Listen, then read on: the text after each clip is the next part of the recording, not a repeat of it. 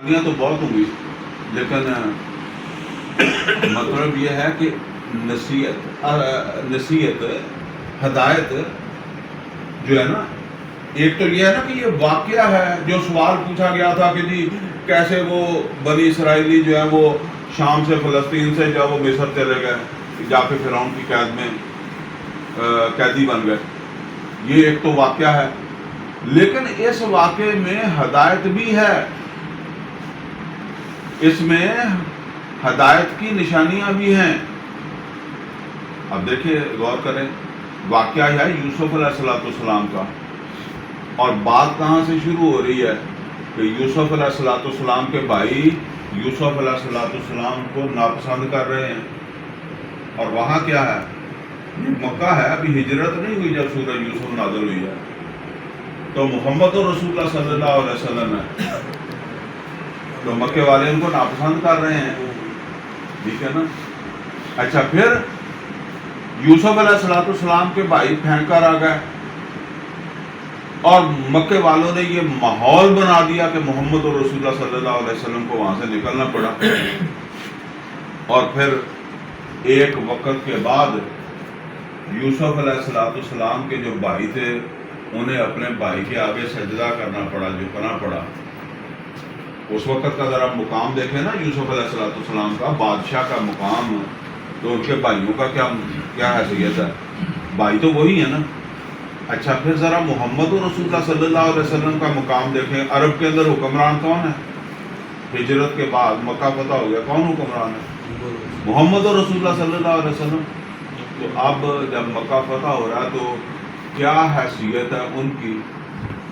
جو اس وقت سوال بھی پوچھتے تھے، مخالفت بھی کر رہے تھے، وہی ہے.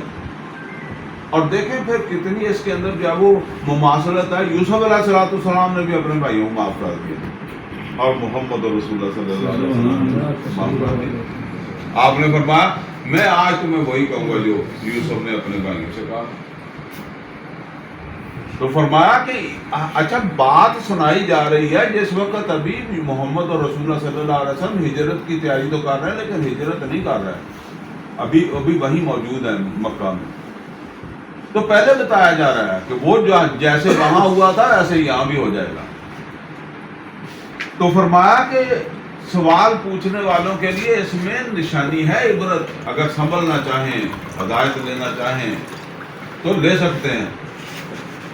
اذ قالوا ليوسف واخوه احب الى ابينا منا ونحن عصبة. اور یہ اس وقت کی بات ہے جس وقت وہ کہنے لگے، وہ بھائی کہنے لگے یوسف علیہ السلام کے کہ یوسف اور اس کا بھائی جو ہے نا وہ بہت پیارے ہیں ہمارے ابا جی کو. یعنی ابا جی جو ہے نا وہ یوسف اور اس کے بھائی کو بہت زیادہ پیار کرتے ہیں. یہ شاید پچھلی دفعہ ذکر آیا کہ نہیں آیا. اب 2 بیویوں کی اولاد ہے، ایک بیوی کے 10 بیٹے تھے اور وہ بڑے بھی تھے اور ان کی والدہ بھی تھی.